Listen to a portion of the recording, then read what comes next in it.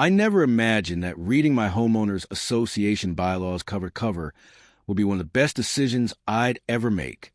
But that painfully boring Sunday afternoon last summer ended up saving me thousands of dollars and delivered the most satisfying justice I've ever witnessed. I moved into Oakwood Estates about 6 months ago. On the surface, it was everything I wanted. Neatly trimmed lawns, pristine shared spaces, and a calm sense of order that really appealed to my detail-oriented personality. What I didn't factor in was Deborah Wilson, better known among residents as HOA Karen. Deborah had been the HOA president for 5 straight years.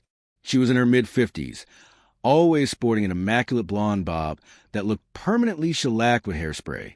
She lived in polo shirts embroidered with the neighborhood logo and carried a clipboard like it was surgically attached to her hand. Deborah spoke with the confidence of someone who believed HOA rules were sacred scripture, especially when enforcing them against others. Our first interaction happened just 2 days after I moved in. I was knee-deep in unpacking boxes when there was a sharp, rapid knock at my door. When I opened it, Deborah stood there, clipboard ready, wearing a tight smile that never reached her eyes. "Hello, I'm Deborah Wilson, president of the Oakwood Estates Homeowners Association," she said, her voice dripping with forced cheer. "I just wanted to welcome you and remind you that garbage bins must be brought in by 7 p.m. on collection days. Yours were left out overnight yesterday." I apologized and explained I was still getting settled. Instead of understanding, she handed me a full copy of the HOA guidelines, all 78 pages, and suggested I familiarize myself immediately. That moment set the tone for everything that followed. Over the next few months, I received violation notices for the most absurd reasons imaginable.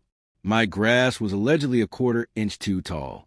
My mailbox was supposedly 2 shades darker than the approved color. Once, I even got a written warning because my garden hose wasn't properly coiled. Every notice came signed by Deborah, along with a polite threat that continued violations could result in fines. Despite the constant harassment, I tried to be a good neighbor. I followed the rules, attended HOA meetings, and even volunteered for neighborhood cleanup days. That's when I realized I wasn't alone. Nearly everyone had their own Deborah horror story, but most residents were too intimidated to challenge her.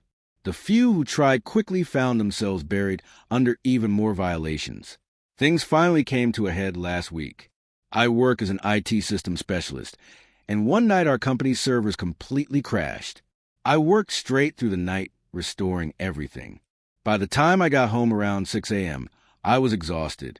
I parked in my driveway, but instead of lining up perfectly, my car was a few inches over the edge of my lawn. It wasn't blocking anything. It was still entirely on my property. I collapsed into bed and slept through most of the day.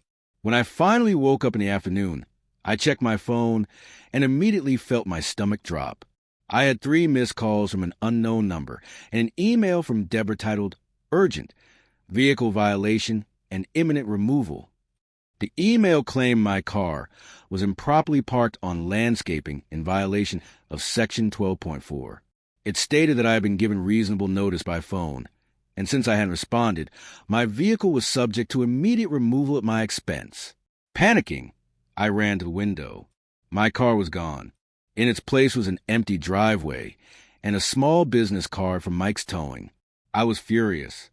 I called the towing company right away, only to be told it would cost $300, cash only, to get my car back. "This has to be a mistake," I said. "She can't just tow my car from my own driveway." "Look, man, we just do what we're told," the dispatcher replied flatly. "The HOA has a contract with us. The president called it in. You'll have to take it up with her after you pay." I was livid, but something fell off. When I moved in, I had actually read all 78 pages of the HOA bylaws, partly out of obligation, partly because I liked knowing the rules. And I was certain there was nothing giving the HOA president unilateral authority to tow vehicles from private property. So instead of rushing to the impound lot, I started researching. Sure enough, Section 14.3 clearly stated that vehicles could be towed without notice only from common areas, not private property. Even more importantly, any action involving the removal of personal property required approval from at least 3 board members and a documented history of violations for the same offense. Deborah had skipped all of that. I highlighted the relevant sections, took photos of my driveway, proving it was private property, and called a non-emergency police line to report what I now realized was a legal tow. While waiting for an officer, I emailed the documentation to the entire HOA board, including Deborah, along with a formal complaint for abuse of power. When Officer Rodriguez arrived, he initially brushed it off as a civil HOA dispute. But once I showed him the bylaws and explained how Deborah had bypassed every required procedure, his demeanor changed.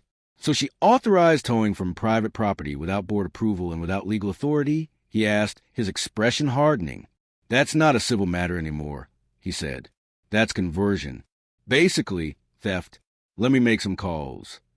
While Officer Rodriguez was on the phone with the station requesting guidance, the sudden screech of tires cut through the air.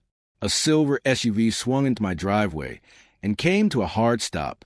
Deborah stepped out, her face already flushed red with rage. She stormed toward us, clutching her clipboard to her chest like a shield. "What is going on here?" she demanded sharply. "Why is there a police car parked in front of this property?"